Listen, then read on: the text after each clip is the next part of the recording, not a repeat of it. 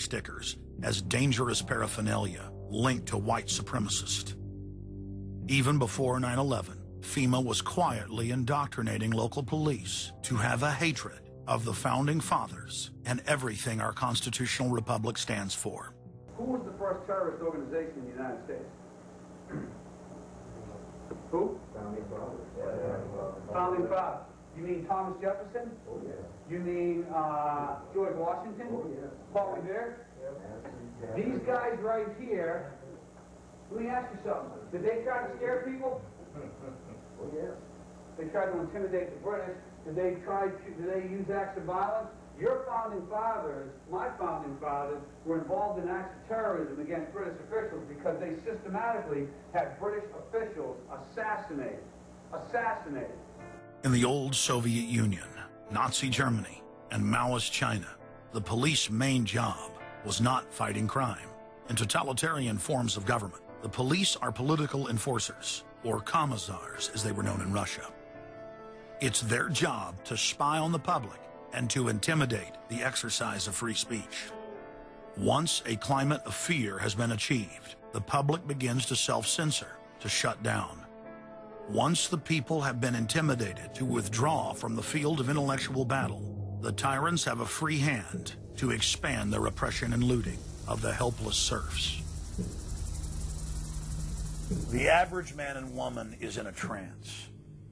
They get home from work, they don't even talk to their children. They turn the television on, and they let those corporate messages set the agenda in their lives.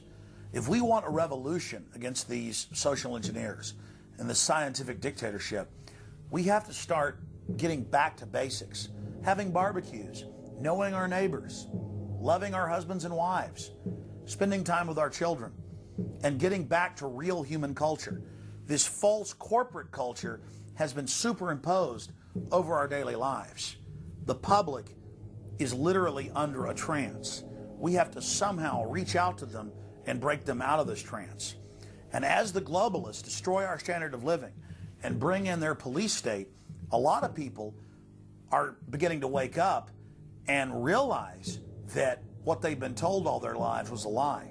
But it's essential that we, the people, are there to reach out to our fellow Americans and our fellow human beings and show them the truth. But the scientific dictatorship needs more than just a secret police network to carry out their plan. Citizen spies at every level of society have been recruited to keep their eyes and ears focused on everything their neighbors and co-workers are doing and saying.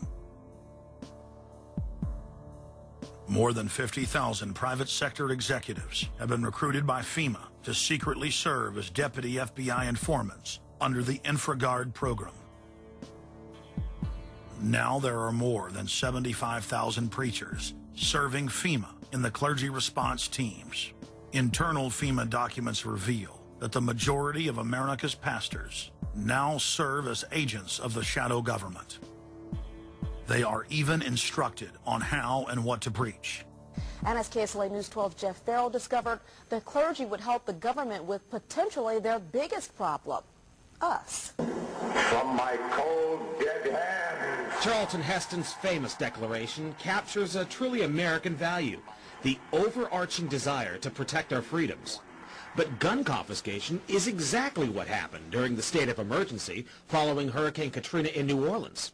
U.S. troops also arrived, something far easier to do even now thanks to last year's elimination of the 1878 Posse Comitatus Act. That forbid U.S. troops from policing on American soil. If martial law were enacted here at home, public fears and quelling dissent would be critical. And that's exactly what the Clergy Response Team, as it's called, helped accomplish in New Orleans. Jeff, the primary thing that we say to anybody is let's cooperate and get this thing over with, and then we'll settle the differences once the crisis is over. Such clergy response teams would walk a tightrope between the needs of the government versus the wishes of the public. In a lot of cases, these clergy would already be known in the neighborhoods in which they're helping to defuse that situation. For the clergy, one of the biggest tools that they will have in helping calm the public down or obey the law is the Bible itself, specifically Romans 13. Because the government is established by the Lord. you know, and that's what we believe in the Christian faith. That's what's stated in the Scripture. They prepare their flocks like sheep to the slaughter for gun confiscation, forced inoculation, and they tell them that it is a blessing to have their families broken up and put into FEMA camps.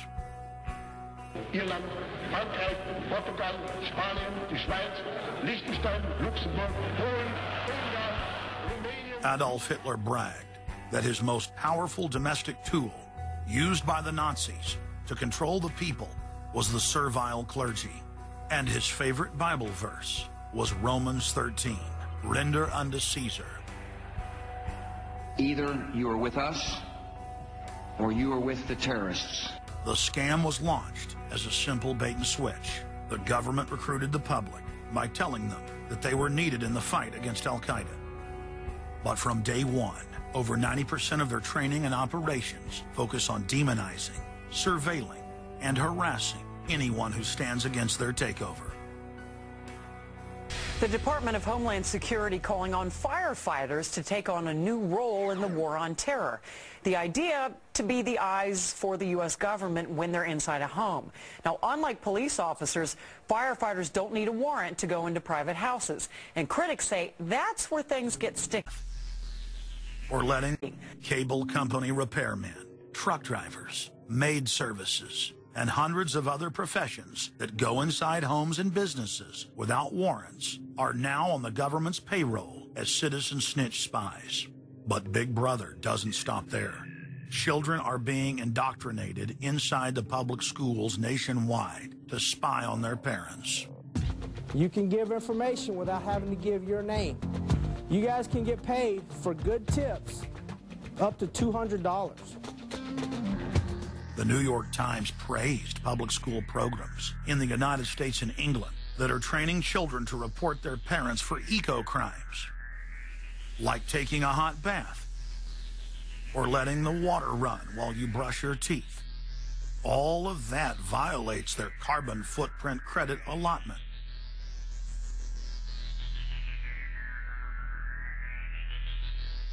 Check it out, check it out. And that's where we come in. We're the carbon cops and we're on the lookout for energy wasters. Our job is to get all Australian households to cut their carbon emissions. So Carbon Cops is a program that looked at energy use in a domestic sense. We went into people's houses and got them to reduce their energy use by 50%. Sadly, the Boy Scouts of America have now contracted with the Department of Homeland Security and are now training more than 20,000 Boy Scouts in anti-terror urban warfare mount training. The federal grants are very specific. The Scouts are trained to carry out seek and destroy missions against disgruntled veterans of the U.S. Armed Forces. Good evening, everyone. Homeland Security is enlisting some unlikely new recruits to fight terrorism and help with other emergencies. The Girl Scouts. Girl Scouts across the country and here in East Tennessee are now taking part. 9-year-old Elise Murphy has already earned a lot of Girl Scout patches. And now, every member of the 3.4 million Girl Scouts of America is now being trained by the Federal Emergency Management Agency to aid and support Homeland Security in disaster and anti-terror operations. One of the things that if you talk to our generals, they are desperate for is a civilian counterpart to our military forces. Everybody somewhere between the ages of 18 and 25 will serve 3 months of basic training and understanding in a kind of civil defense. So is this compulsory then? Well, you have to, in a sense, it's a required of everybody, 18 to 25, 3 months, and at some point at that point you do it. Creating citizen armies in one way is, you know, it's disgusting, because what you do is you get young kids and you can mold their minds easily. And we saw them chanting and crying, and they'll follow any leader, whether it's in a black shirt, a brown shirt, a red shirt, whatever the shirt might be. Another branch of Homeland Security, the Corporation for National and Community Service, is setting up literally hundreds of other private uniformed youth groups. The White House has introduced legislation to establish forced national service for all Americans between the ages of 16 and 64. In 2008, the North American military governorship, known as NORTHCOM, announced that they had deployed 4,000 regular Army troops inside the United States to deal with civil unrest because they knew that their offshore masters were about to rob the United States blind. In 2009, the Pentagon requested funding from Congress to deploy 379,000 military personnel in thousands of communities across the United States. And now,